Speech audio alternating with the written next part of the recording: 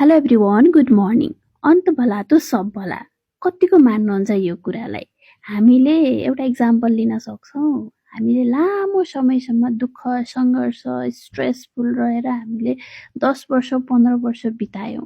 10-15 वर्ष स्ट्रेसमा बितायौँ। त्यो 10-15 वर्ष पछाडिको समय चाहिँ हाम्रो वर्थ इट हुन्छ भनेर। अनि जब हामीले 10-15 वर्ष बिताउँदै गर्दाखेरि त्यो समयमा हामी रोयौँ, करायौँ, दुःख भयो, नचाहेको कुराहरू पनि गऱ्यौँ होइन। तर 10 वर्ष पछाडि त्यो हामीले चाहेको कुरा पायौँ। अनि अर्को कन्डिसन छ, हामीले चाहे जति पाएनौँ, तर इन्टायर 10 वर्षको प्रोसेसलाई हामीले आफू खुसी जियौँ।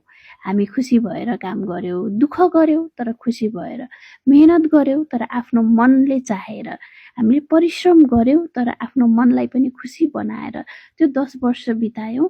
त्यो 10 वर्ष बितेको पत्तै भएन, तर हामीले जति त्यो सङ्घर्ष गरेर, रोएर, कराएर, हामी आफूले नचाही गरेका कुराहरू गरेर पनि हामीले त्यो 10 वर्ष पछाडि पाएको सफलता र हामी इन्टायर प्रोसेसमा इन्जोय गरेर, इन्जोय मतलब हामीले चाहिँ त्यो प्रोसेसलाई चाहिँ खुसी भएर आफूले चाहे जसरी मेहनत पनि गरेका छौँ, तर चाहे जसरी त्यो गरेर हामीले जुन दुःख परिश्रम गरेर पायो भन्दा भलै कम पायो होला पछि 10 वर्ष पछाडि, तर चाहिँ हामीले त्यो पाएको कुरालाई इन्जोय गर्दा कुन चाहिँ best enjoyment, best worth it हुन्छ होला त जस्तो लाग्छ।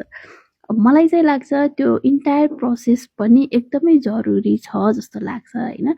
तपाईँलाई कस्तो लाग्छ? यो छोरीलाई चाहिँ बोरिङ लाग्यो भन्दै छिन् आज। त्यही भएर कस्तो राम्रोसँग मेरो सानो सानो गमलामा कस्तो राम्ररी हुर्केको छन् यी प्लान्टहरू। यी देख्दा पनि एकदम मन खुसी, आनन्द हुन्छ।